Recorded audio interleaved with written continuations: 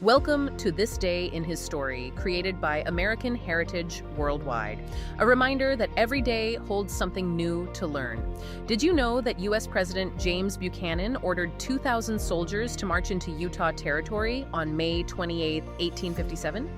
Learn how the conflict, known as the Utah War, happened partly because federal leaders disagreed with Brigham Young and church leadership over how Utah Territory was to be governed. Learn why President Buchanan claimed that the Utah expedition restored the sovereignty of the Constitution and laws over the territory of Utah. Picture this, okay? Yeah. It is 1857, and the United States is, well, it's basically an absolute powder keg. Oh, yeah. It's a deeply, deeply fragile moment in American history. Right. I mean, you look across the country and you see hostilities just boiling over regarding land ownership. Slavery is, threatening to physically tear the nation in two. Yeah, you've got intense religious doctrines clashing, deeply complicated Indian affairs. Exactly. Yeah. And an increasingly fractured political system in Washington. The entire country is essentially teetering on the brink of the Civil War. Tensions are incredibly high. Federal resources are stretched entirely thin. I mean, the nation is actively looking for any sense of stability. And right in the middle of this terrifyingly fragile moment, the President of the United States, James Buchanan, looks at a map, points his own soil, and just orders 2,000 U.S. government soldiers to march out across the plains. Yeah. And their destination is a U.S. territory. Which is wild. Right. I mean, he's not deploying troops to face a foreign adversary or, an invading force. He is mobilizing a massive segment of the United States Army to march on an established American populace. So the reason we're jumping into this today for our deep dive is because the sheer mechanics of that decision are staggering. Absolutely. Usually when a government deploys its military, there is a clear external threat, or like an explicit declaration of war. Right, a formalized reason. Yeah. But launching a massive military expedition at your own territory when the country is already fracturing from within, that requires some intense historical scrutiny. It really does. So welcome to our deep dive. Today we are unpacking a fascinating and honestly often entirely overlooked piece of history known as the Utah War. Yeah, the Utah War. And to understand this conflict, you kind of have to look at it as a massive high-speed collision of two completely different types of authority. Right. And our mission today is to explore how that specific clash of authority led to, well, some of the most brilliant scorched earth guerrilla tactics ever recorded. Oh, the tactics are incredible. Plus a remarkably bloodless military standoff, and what this historical moment tells us about the enduring, tangible power of unified leadership. Right. But before those 2,000 troops even take their first step across the plains, we have to establish the boiling point that actually triggered the march. Yeah, set the board for us. Because this wasn't a sudden whim from President Buchanan. It was a localized crisis of sovereignty that had been brewing for literally years. Right. So let's get into the setup. Utah becomes an official U.S. territory in 1850. And for 7 years, Brigham Young serves as the governor. Yeah. He is a skilled organizer and a pioneer, but he's not just a politician, right? Yeah. He is the president of the Church of Jesus Christ of Latter-day Saints. Exactly. And he is uniquely using church doctrine to govern civil affairs in the territory. Right. So the territory operates essentially as a theocracy under Young's leadership. You have this deeply unified religious population living under laws and civil codes that are heavily influenced by their faith. Which works for them, but then, right, you introduce the federal government into the mix. Washington begins sending these federally appointed judges and officials out to Utah to establish, national authority. And you can see the friction instantly. I mean, these federal officials arrive and they just intensely quarrel with church leaders. Oh, constantly. They fundamentally disagree over public policies, land disputes, the execution of the law, everything. Yeah, the breakdown of trust is total. Buchanan and the federal officials operating back east look at this setup and determine that the Saints are entirely corrupt. Which leads to the march. Right. Buchanan's decision to send the army isn't based on an actual declaration of war from Utah. It isn't based on a formalized military threat at all. Wow. It is based on sheer hostility toward the church and a fundamental assumption that the people of Utah are in outright rebellion against the United States. It reminds me of a massive corporate restructuring, but with incredibly high stakes. Okay, I like that analogy. How so? Well, imagine a current CEO who built a company completely from the ground up, right? He runs it like a tight-knit family with their own specific culture and internal rules. Right. Then a remote board of directors sitting thousands of miles away just assumes the CEO is going rogue because they don't understand the internal culture. Right. They see things working differently and panic. Exactly. So instead of sending an email, setting up a meeting, or, I don't know, flying out to have a simple conversation, they send in a hostile takeover team of 2,000 armed guards to kick down the door and forcefully install a new boss. That is exactly what happened. In 1857, those 2,000 armed guards are the 10th Infantry and other specialized units of the U.S. Army. Wow. The hostile takeover is a full-scale military expedition. Buchanan's primary goal is to forcefully transfer the governing power of Utah from Brigham Young to a new federally appointed governor named Alfred Cumming. So he's basically using the military to prove a point about federal sovereignty over local religious authority. Precisely. But that assumption of rebellion sets off a massive chain reaction. Oh, I bet. Because the moment the news of this massive army actually reaches Utah, it triggers a really chilling realization for the local leadership. Right, because of the prophecy. Yes. An eerily specific prediction Brigham Young made a decade earlier suddenly comes completely true. Okay, we have to rewind exactly 10 years to understand the weight of this moment for the Saints. Yeah, take us back to 1847. Right. It is July 24th, 1847. Brigham Young first enters the Salt Lake Valley with the early pioneers. They have just crossed the plains, right, seeking refuge from years of intense mob violence and religious persecution in the East. Exactly. They are exhausted, they are battered. And he looks out over this isolated valley and makes a bold declaration. What does he say? He says, and I quote, "If the people of the United States will let us alone for 10 years, we will ask no odds of them." Meaning they won't need anything from anyone. Right. He is essentially saying, just give us a decade of peace to build our infrastructure, and we will be entirely self-sustaining. He is talking about establishing Zion. And in this context, Zion represents a safe haven. It's a physical and spiritual sanctuary where the saints can live their religion freely without the constant threat of violence. Yeah, makes sense. 10 years of isolation is what they need to cultivate the arid landscape, build homes, establish a working economy, and just secure their own survival. Right. And then, nearly 10 years to the day later, late July, 1857, President Young has to stand before his people and deliver some incredibly alarming news. I can't even imagine the tension in that room. Seriously. He announces that President James Buchanan has ordered federal troops to march on the Utah Territory. Yeah. The 10 years of peace were officially up. The prophecy is fulfilled, but it brings this existential threat right to their doorstep. Yeah. The Saints had spent a decade building a sanctuary, and now the federal government is literally marching an army to their front door. They have to respond. And they immediately spring into action. I mean, volunteers from the Nauvoo Legion assembled to join the Utah militia. And just to clarify for anyone unfamiliar, the Nauvoo Legion was the territory's fiercely loyal, pre-existing militia. Right. And these men start preparing for the arrival of the U.S. Army by repairing old firearms and pulling out long, unused swords from storage. It is a total mobilization of the local population. They are preparing for a defense of their homes and their faith. Wait, hold on. I need to stop you there. Sure, what's up? They are repairing old muskets and rusty swords. Yeah.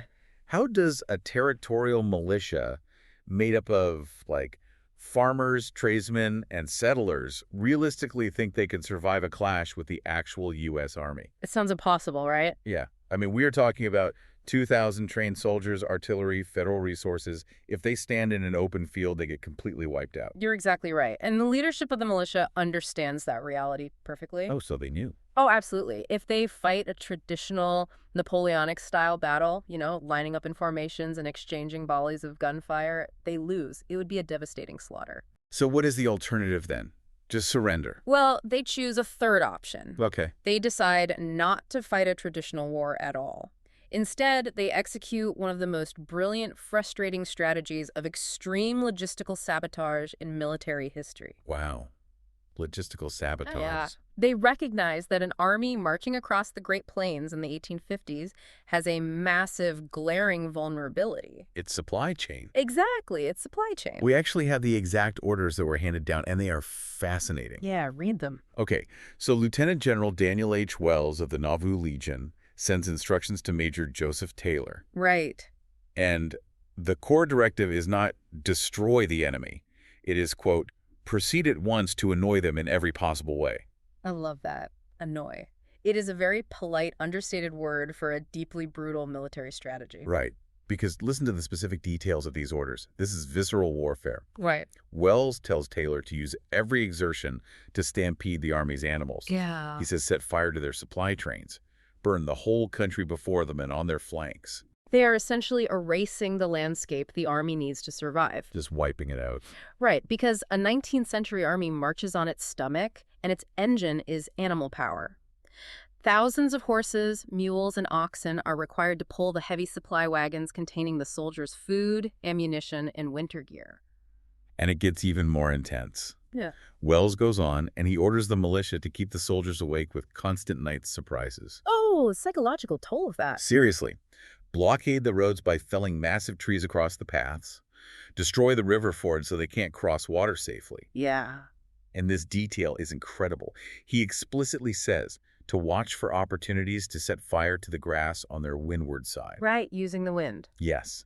The goal is to have the wind blow the fire directly into the military trains, enveloping them in smoke and flames. Wells writes, quote, "Leave no grass before them that can be burned." Leave no grass. Exactly. If you burn the grass, the Army's oxen and horses have nothing to forage. If the animals starve and die, the heavy supply wagons literally cannot move. Right. And if the wagons stop moving, the soldiers freeze and starve out on the open plains. And the final piece of the directive.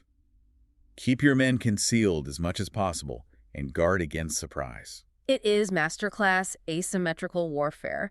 They are not trying to outshoot the Army. They are weaponizing the environment itself. I mean, think about the psychological toll of that kind of campaign. Oh, it would be awful. You are a U.S. soldier. You have marched halfway across the continent. You are exhausted. Suddenly, in the middle of the night, there is a raid. You never see the faces of the attackers. Right. Your horses stampede into the darkness. The grass around your camp is ablaze. The road ahead is blocked by chopped-down trees. Your rations are burning in a wagon miles behind you. It is weaponized sleep deprivation and starvation. The U.S. Army was completely demoralized. Yeah. The Nauvoo Legion managed to entirely neutralize a vastly superior military force without requiring a single pitched battle. Which is just wild to think about. It really is, and because the logistical nightmare was so profound, the U.S. Army's advance stalled out completely. They just got stuck. Yeah.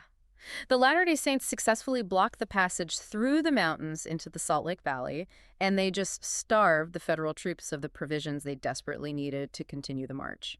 So by the fall of 1857, the new would-be governor, Alfred Cumming, is traveling with this massive military escort, and he realizes they cannot make it to Salt Lake.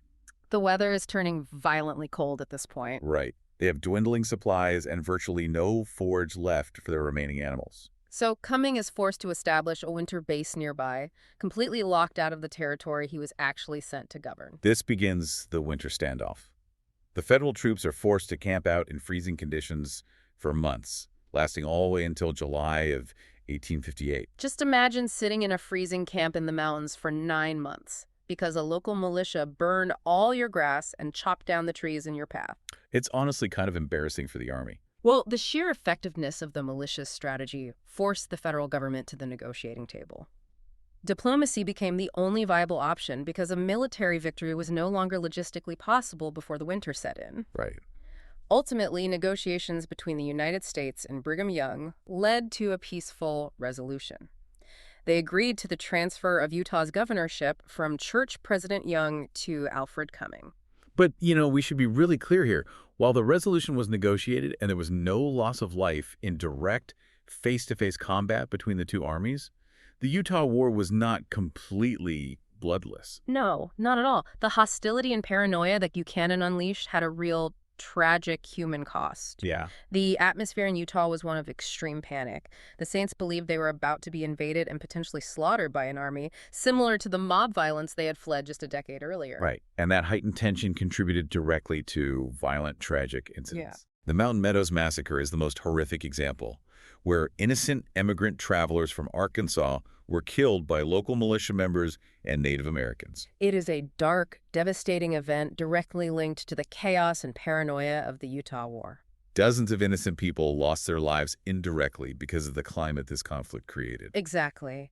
And because the army was effectively neutralized without a single traditional battle, and because the human toll was a tragic result of localized panic rather than some federal military victory, the narrative back in Washington had to shift drastically to save face. Oh, the political spin is almost unbelievable. It really is. Once the negotiations conclude and Cumming takes office, President Buchanan takes this massive victory lap. Like he planned the whole thing. Exactly. He officially claims that his military action successfully restores the sovereignty of the Constitution and laws over the territory of Utah. He frames the entire expensive, stalled-out expedition as a triumph of federal authority. He basically tells the American public that his swift action brought a rebellious territory back into the fold. But you have to ask yourself, who actually won here? Right. The U.S. government spent an absolute fortune. They marched 2,000 troops across the country, only to have their entire army neutralized by missing grass, felled trees, and sleep deprivation. Yeah. They never even fought a battle, yet the president claims a resounding victory. The contrast between the political narratives in Washington and the reality on the frozen ground in Utah is incredibly stark, and the people who were actually on the ground knew exactly what had happened. Right. There's a quote from the time that captures the absolute absurdity of the whole situation perfectly. I love this quote. So good. On June 19, 1858, the New York Herald published a summary of this so-called war from Captain Jesse Gove. And he was with the 22nd Massachusetts Volunteers, part of the 10th U.S. Infantry, so he lived through the winter standoff. Right, he was there. His official summary of the engagement cuts right through the political spin. What did he write? He writes, "Wounded, none. Killed, none. Fooled, everybody." Fooled everybody. It is the perfect epitaph for a war that was entirely manufactured by assumption and dismantled by logistics. Wow. Even though it wasn't a traditional war, it left a massive historical legacy, didn't it? Oh, definitely. It was the very first armed conflict between a U.S. territory and federal authority. And logistically, it changed the map of the American West. It helped create a new federal military district known as the Department of Utah. Yeah, and the largest contingent of the U.S. Army actually ended up remaining in Utah until the Civil War broke out a few years later. From 1858 to 1861, that expedition force essentially shifted from an invading army to a massive public works project. Which is quite the pivot. Right. They helped establish new overland trails, and they gathered vast amounts of scientific information about the region's geography and native populations. Yeah. The war itself ultimately ended the rising hostility between the Latter-day Saints and the federal government. You know, when military historians look at this conflict, they see a masterclass in organizational alignment. The Nauvoo Legion and the Saints were able to halt the U.S. Army not through superior firepower, but through absolute unified obedience to their leadership. Right. When Brigham Young said prepare, they prepared. Exactly. When the local leadership issued those insanely complex orders to burn the grass, blockade the roads, and avoid direct engagement, those men followed the instructions with total discipline. They did. The logistical success of the militia was fundamentally an organizational success. And that historical alignment bridges directly to the modern spiritual application presented in our sources. Okay, tell me more about that. Well, when the sources look at this historical event, they see a spiritual blueprint. Just as the early saints survived an approaching army by listening to the voice of President Brigham Young, there is a clear imperative today to hear the voice of the living prophet, President Russell M. Nelson. Ah, I see. The physical survival of the early saints depended on following a central guiding voice. And President Nelson frames that exact same principle for us today, but in a spiritual context. He points listeners directly to the voice of Jesus Christ. Exactly. President Nelson's counsel on this is very direct. What does he say? He states, "Our Father loves us and yearns for each one of us to choose to return to his holy presence. He pleads with us to listen to the voice of Jesus Christ, whom the Father anointed and appointed as our mediator, savior, and redeemer." And he follows that up with a specific challenge, doesn't he? He does. He says, quote, "I invite you to think deeply and often about this key question. How do you hear him? I also invite you to take steps to hear him better and more often."